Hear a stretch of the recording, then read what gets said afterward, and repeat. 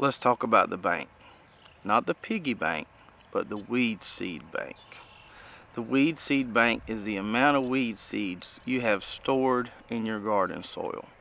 And unlike the piggy bank, which we want to keep adding money to and we want it to grow, we want the weed seed bank to be as poor as possible. So let's talk about how we can keep that weed seed bank poor and depleted. Now there's some contributions to the weed seed bank that we can control, and there's also some contributions to the weed seed bank that we can't control. The contributions that we can't control are those like wind, water, and contributions from animals like birds. So we can't control the wind blowing seeds from outside the garden into the garden. That's just one of those things that's going to happen. We also can't control when it rains and the water runoff may add weed seeds to our garden. And we definitely can't control birds who are going to eat plants and then come and poop in our garden and add weed seeds that way.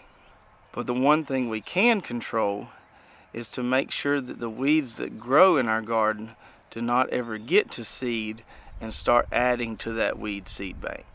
Some weeds, like this pigweed you see here, or this morning glory you see here, have seeds that can be viable for up to 40 to 50 years in the soil.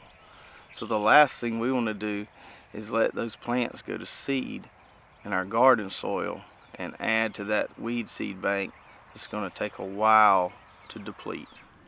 So when the weeds pop up and they're really small, like we see around this tiny little okra plant here, this is when we want to remove those weeds.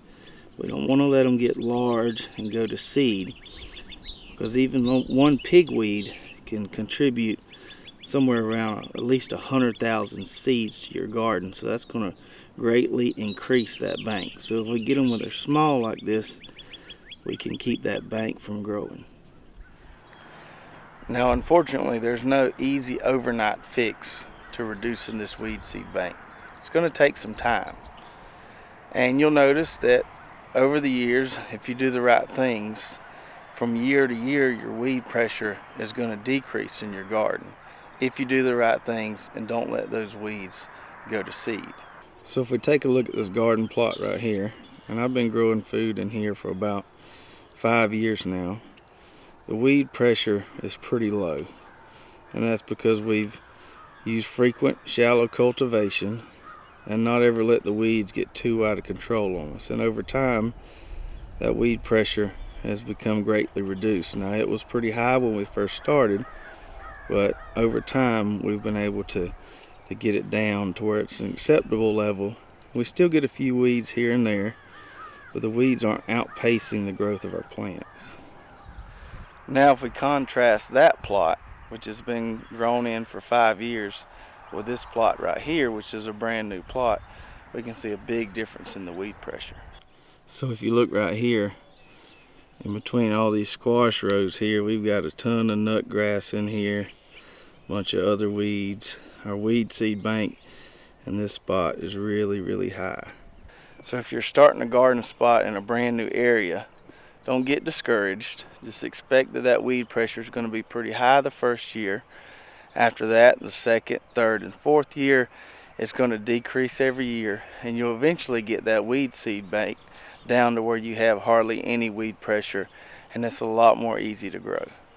The one thing you definitely don't want to do if you get large weeds, especially ones that have gone to seed, is to till those weeds into the soil. All you're going to do is bury those weed seeds, and they'll be there for a while and come back later.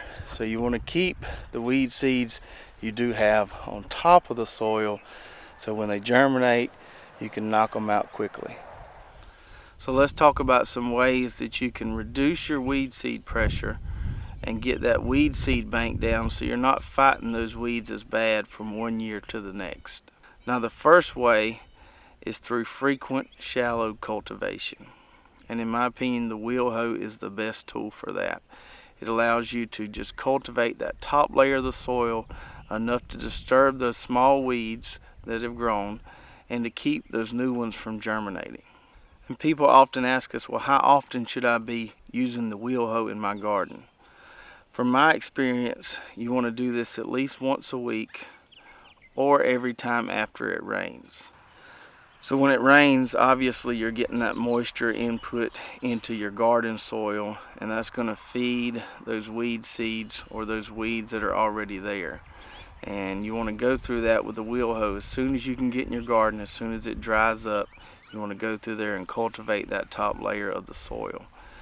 This is also going to help your garden from crusting over and make it easier to cultivate in future times in the next week or two when you go back at it again. The way I like to do it is to alternate between two different wheel hoe attachments, and you could do this on the single wheel hoe, the double, or the high arch. It really doesn't matter. I like to alternate between the cultivator teeth and the sweeps.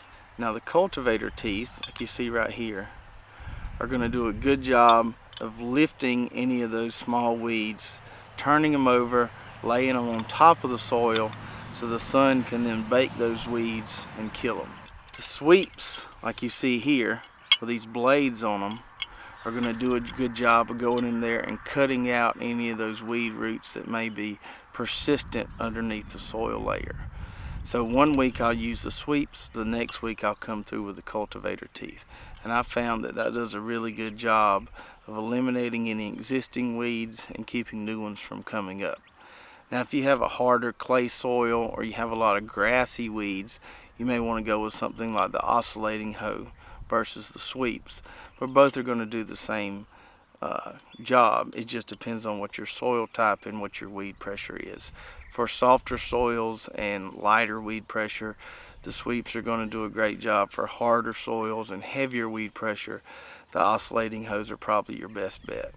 So that's the first thing we can do, frequent shallow cultivation. And there's three other things we can do to reduce that weed pressure and that weed seed bank in our garden. The second one of those is to reduce the amount of overhead watering. Now obviously we can't help when it rains, it overhead waters the whole garden.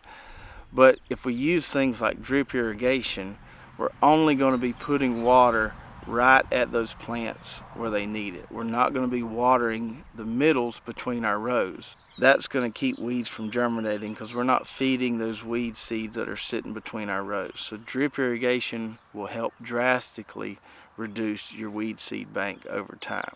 The third thing is to keep the grass cut around your garden. Now this sounds simple and obvious, but you'd be surprised how many people I see have the grass grown up really high around their garden area. And that's just providing a weed seed reservoir on the outside of the garden for the wind, the birds, the water to move those weed seeds into your garden. So if you keep the grass cut around your garden, then you won't have as many weed seeds available to enter your garden through those venues that we really can't control. And the last thing is to not let your garden area get away from you if you're not using. Now some people only plant a spring garden, they don't grow in the fall, so they just do their spring garden and then they just let the area grow up and then they till it back in next year and start all over again. Now in my opinion this isn't the best idea because you work so hard in the spring to reduce that weed pressure and then in the fall you just let it grow up and you're losing all the hard work you put into it. So there's a couple ways you can get around this. One, if you're living the deep south like we do, we basically grow food year round, so our gardens are always being wheel hoed. We're changing over crops constantly and we're in them year round, so we don't really have to worry about it growing up as much. If you're not going to grow food year round, you probably should consider doing something like cover cropping that's going to provide a mat over your garden soil and reduce the amount of weeds that can get in there and establish and start going to seed. Another thing you can do is to tarp the gardens, and I've seen people do this successfully. You basically just put a tarp over the garden and that's going to prevent anything from germinating in there because it's so hot underneath there and there's no sunlight that can get to the soil.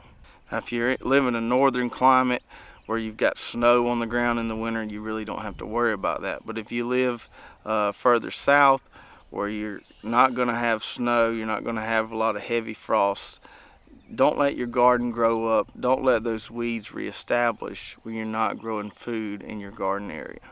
So I hope you really enjoyed those tips, and I hope you're able to install some of these practices so you can reduce your weed seed bank, have a more pleasurable and profitable gardening experience by not having to worry about fighting the weeds so much. So if you'd like to have a wheel hoe to help you out with this, I'll put a link to those in the description below. Feel free to comment if you have any questions, and give us a thumbs up and subscribe if you'd like to see more of our videos.